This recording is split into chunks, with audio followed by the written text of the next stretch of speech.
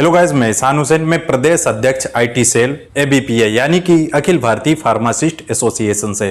दोस्तों, अभी हाल ही में हरदोई में फार्मासिस्ट का महासम्मेलन हुआ था, जिसमें प्रदेश स्तर के, राष्ट्रीय स्तर के और जिले की जो कार्यकारिणी है और मंडल स्तर के सारे फार्मासिस्ट मौजूद रहे।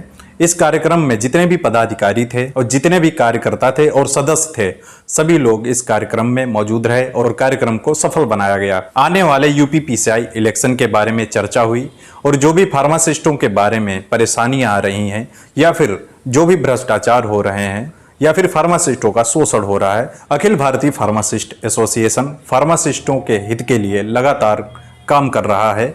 और दोस्तों, सबसे बड़ी बात है कि जो काफ़ी दिनों से इलेक्शन नहीं हो पा रहा था यूपी पीसीआई का, वो 13 साल बाद होने वाला है।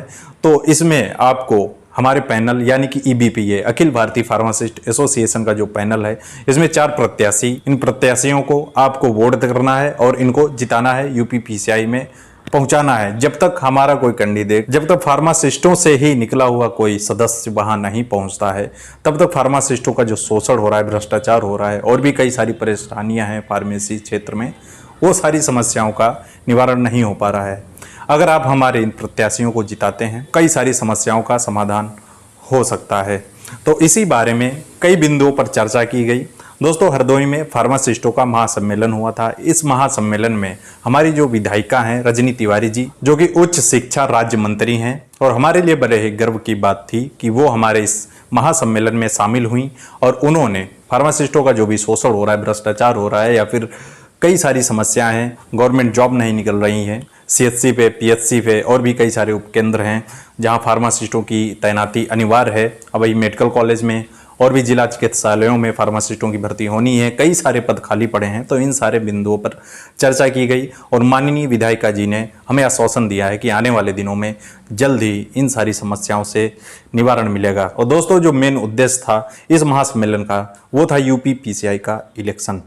दोस्तों, आपको ज़्यादा से ज़्यादा संख्या में वोट करना है और हमारे जितने भी सदस्य हैं उन सदस्यों को भारी मतों से जिताना है, जिससे कि फार्मेसी का आने वाला भविष्य उज्जवल हो सके और जितना भी शोषण हो रहा है, भ्रष्टाचार हो रहा है या फिर हमारा जो हक है फार्मासिस्टों का वो नहीं मिल पा रहा है, वो हमको मिले।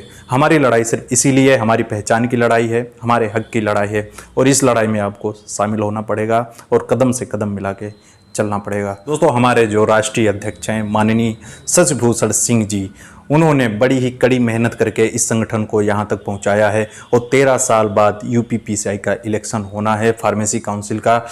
तो आपको कड़ी मेहनत करनी है और एक एक वोट फार्मासिस्टों का एबीपीए के पैनल को देना है, जिससे कि फार्मासिस्टों की जितनी भी समस्याएं हो रही हैं, फार्मेसी जगत में जितना शोषण हो रहा है, वो उन सब शोषण से निवारण मिल सके, हमें सारी परेशानियों से निजात मिल सके। दोस्तों, जो यूपी पीसीआई को भी चला रहे हैं वो नहीं समझ सकते हैं फार्मासिस्टों की क्या प्रॉब्लम है, क्योंकि वो ज़मीन स्तर से जानते ही नहीं है कि क्या क्या प्रॉब्लम्स आती हैं।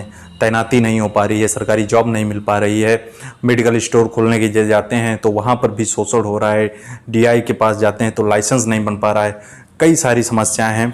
विस्तार में कभी मैं किसी और वीडियो में बताऊंगा। तो दोस्तों, आज के लिए इतना ही। आपको बस ये इन्फॉर्मेशन देनी थी कि अखिल भारतीय फार्मासिस्ट एसोसिएशन कड़ी मेहनत कर रहा है यूपी पीसीआई के लिए और आप सभी लोगों को, सभी फार्मासिस्ट बंधुओं से ये रिक्वेस्ट है कि एबीपीए के पैनल को ही जिताना है।